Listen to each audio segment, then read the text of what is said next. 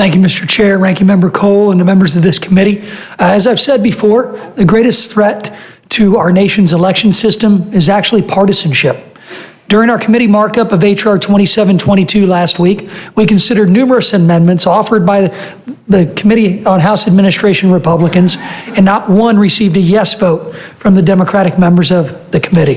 If this sounds familiar, it is, because I started my testimony before this committee regarding H.R. 1 the exact same way. I also told my colleagues that H.R. 1 had no chance of ever becoming law, and if they were serious about election reform and election security, that we needed to work together. My predictions on H.R. 1 have come true, and here we go again with a partisan election security bill that has no chance of ever becoming law. H.R. 2722, the SAFE Act, or as it should be referred to as the Securing Elections for Democrats Act, is another bill aimed at federally mandating election standards. Specifically, this bill mandates that states exclusively use paper ballots, effectively banning any type of direct recording electronic voting machines, which have proven time and time again to be safe and efficient. Excuse me. Mandating the exclusive use of paper ballots will create longer lines at polling places. Paper ballots can be lost, destroyed, or manipulated far easier than electronic voting machines. I want to highlight the fact that no voting machines were hacked in 2016, 2018, or ever. So why are we doing this? A mandatory paper ballot voting system introduces many security, logistical, and fiscal concerns, and we should work together to safeguard technology, not abandon it. Additionally, H.R. 2722 would federally mandate hand recounts.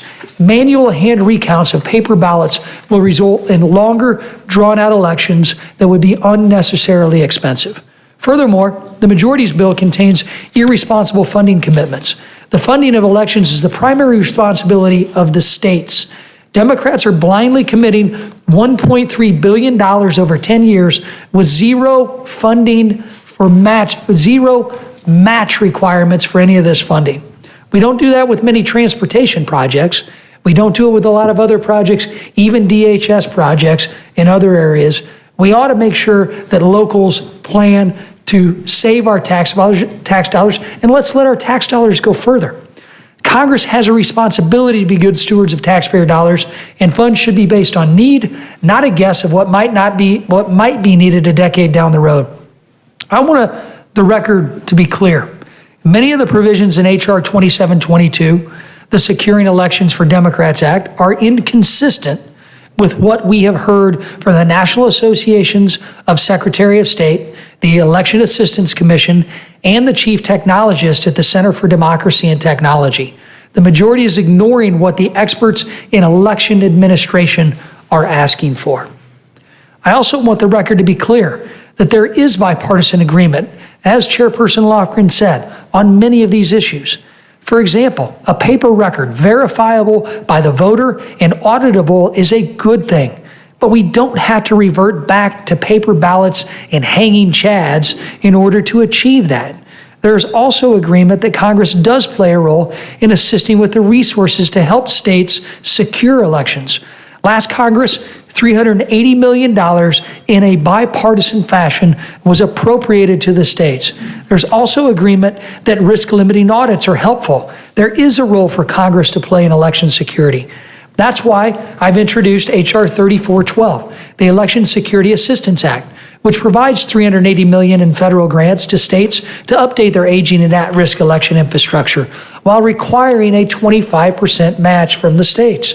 In addition, our bill creates the first ever election cyber assistance unit aimed at connecting state and local officials with leading election administration and cybersecurity experts from across this country.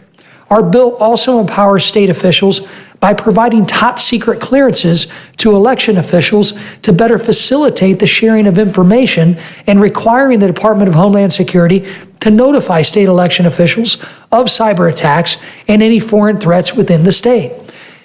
In summary, our solution provides much-needed election security improvements and reinforcements for our local election officials without overstepping the state's authority to maintain their own elections. I'm going to end my remarks the same way I started. The greatest threat to our nation's election system is partisanship. Despite the fact that the Democratic majority abandoned negotiations for a bipartisan bill on election security, we are still willing to work with them. If the Democrats are serious about election security, they should come back to the table and work together on something that can actually become law. And with that, Mr. Chair, Mr. Ranking Member, I yield back. I think